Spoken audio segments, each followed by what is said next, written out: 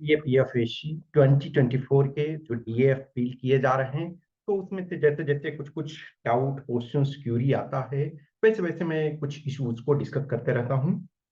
तो इसमें मैं थोड़ा ओबीसी और ईडब्ल्यूएस के जो कैंडिडेट्स थे उनके क्वेश्चंस पूछे गए थे, तो उसके संबंध में मैं कुछ चीजें डिस्कस करता हूँ इसमें। जो ओबीसी कैंडिडेट्स हैं, तो आप देखोगे जो आपका लिखा हुआ रहता है कि ओबीसी एनसीएल जो सर्टिफिकेट बना हुआ होना चाहिए, वो लास्ट 3 फाइनेंशियल ईयर का बना होना चाहिए। यानी कि जो लास्ट आपका फाइनेंशियल ईयर क्या था, 23-24, तो उससे 2 साल पहले 22-23, ये ठीक है। तो आपका 23-24, 22-23 और 21-22, ये लास्ट 3 इयर्स के फाइनेंशियल ईयर के बेस पे बनाना चाहिए। लेकिन जो एक्चुअल में आप बनाते हो, तो 3 डॉक्यूमेंट्स आपको ओबीसी की जरूरत होती है। ओबीसी जब आप बनाते हो एनसीआर, तो 3 डॉक्यूमेंट की जरूरत होती है। एक इनकम सर्टिफिकेट, एक कास्ट सर्टिफिकेट और एक रेसिडेंस सर्टिफिकेट, डोमिसाइल वाले। तो 3 सर्टिफिकेट में, लेकिन जो इनकम है वो तो एक ईयर का ही इनकम होता है। इसका ये मतलब है कि जो लास्ट 3 इयर्स में आप ओबीसी रहे हो, आप OBC in the sense non creamy layer में रहे हो, तो एक्चुअल में जो क्या होता है, जो आपका डॉक्यूमेंट, जो आपका इनकम बना हुआ है, वो इस ईयर का एक्चुअल में इनकम बना है, लेकिन आपको फील करना होता है 3 इयर्स का। ये और ये एक चीज ध्यान रखो, बहुत बार कुछ कैंडिडेट्स क्या होते हैं, रैंडम कोई नंबर फील कर देते हैं। यदि आपके पास, चूंकि आपने इनकम सर्टिफिकेट यहां नहीं जमा करना है फिलहाल, लेकिन जो इनकम सर्टिफिकेट के आधार पे आपने बनाया है, वो इनकम इस ईयर के लिए पुट करो। उसके आधार पे इस ईयर और इस ईयर का वो मैच होना चाहिए। कुछ कैंडिडेट्स क्या करते हैं कि 3 इयर्स का फील करना होता है तो सेम इनकम फील कर देते हैं। ट्राई करो कि एकदम सेम नहीं होना चाहिए। अब कुछ कैंडिडेट हैं कि जस्ट 1 लाख फील कर देती, डियर ऐसे भी सोचो। आप सिंपल सी चीजें, कोई फार्मर, किसी के फादर हैं, तो चेंज होगा इनकम, किसी का बढ़ भी सकता है, किसी का भी घट सकता है। लेकिन यदि गवर्नमेंट जॉब में है, तो वो इनकम तो कम नहीं होगा। किसी गवर्नमेंट स्टाफ का एक्सेप्शन छोड़ दिया जाए कि मान के चलो कि वो पीरियड में किसी के जो भी गवर्नमेंट सर्वेंट है वो सस्पेंड थे या दूसरी चीज, अलग बात है। लेकिन इन नॉर्मल क्या है, वो इनकम बढ़ते रहती है। तो मैच करते हुए, ऐसे नॉर्मल यदि गवर्नमेंट सर्वेंट है या कुछ ऐसे है, तो क्या होना चाहिए, 23-24 में सबसे ज्यादा होना चाहिए, फिर ये उस ढंग से, तो ये ध्यान रखो। प्लस यदि आपके पेरेंट्स, देखो ओबीसी या ईडब्ल्यूएस या जो भी एक्चुअल में हैं, वो ओबीसी पर्टिकुलरली, तो क्या होता है कि आपके पेरेंट्स, यानी कि जो आपका फैमिली इनकम, तो उसमें से आपका इनकम एक तरह से कंसीडर नहीं किया जाता है। जनरली आपके पेरेंट्स के इनकम को कंसीडर किया जाता है। तो यदि सपोज करो कि आपके पेरेंट्स में कोई भी या दोनों इनकम टैक्स फाइल करते हैं, इनकम टैक्स रिटर्न, तो उसको आपको जमा करना चाहिए वो। अब कुछ कैंडिडेट्स का था कि ये डॉक्यूमेंट हम कहाँ से लाएं। ठीक है, जब भी कोई इनकम टैक्स फाइल करते हैं, तो आपके ईमेल आईडी में, ईमेल जो आप दिए हुए रहते हो, तो वो फाइल करने के बाद आपका वहां से जब वो जांच कर लेते हैं, तो आपको सेंड कर देते हैं कि यस, जो आपने income tax return ITR file किया था वो उसके मिले।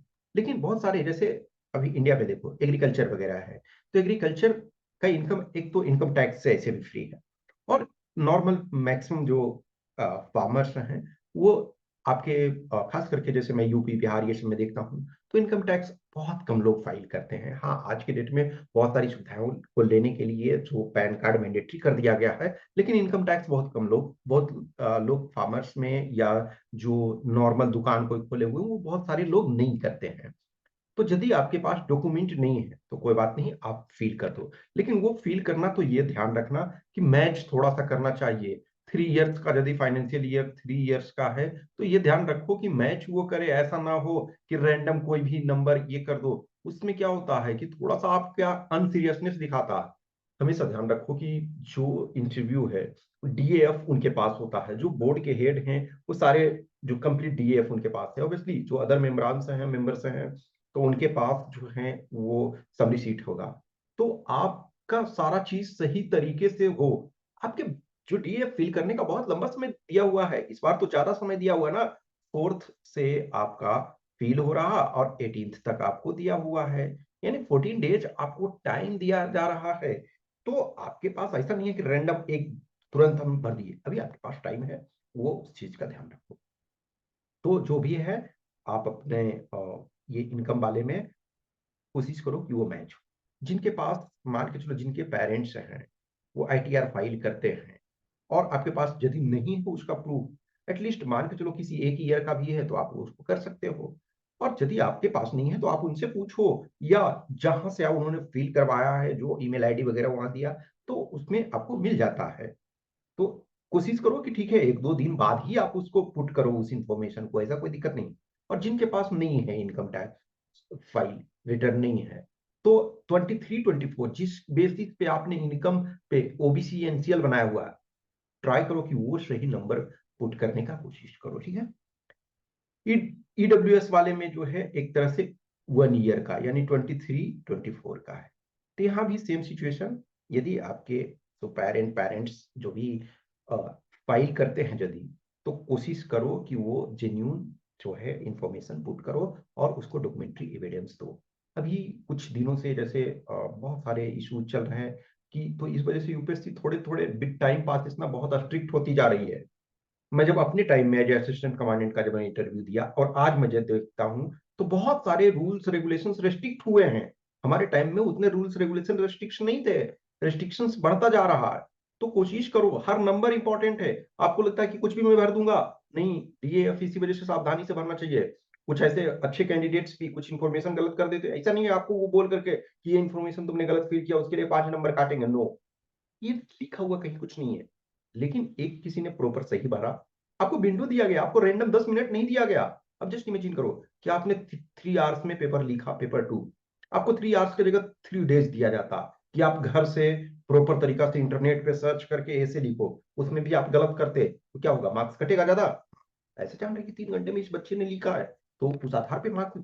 तो वैसे यहाँ आपको 14 डेज का टाइम दिया जा रहा है। इनफैक्ट लास्ट ईयर्स वगैरह में इधर कपल ऑफ ईयर्स में 10 डेज के जनरली टाइम दे रहे थे, इस बार तो 14 डेज 2 वीक्स आपको टाइम मिला।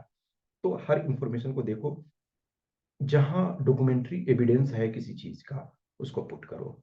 ओके।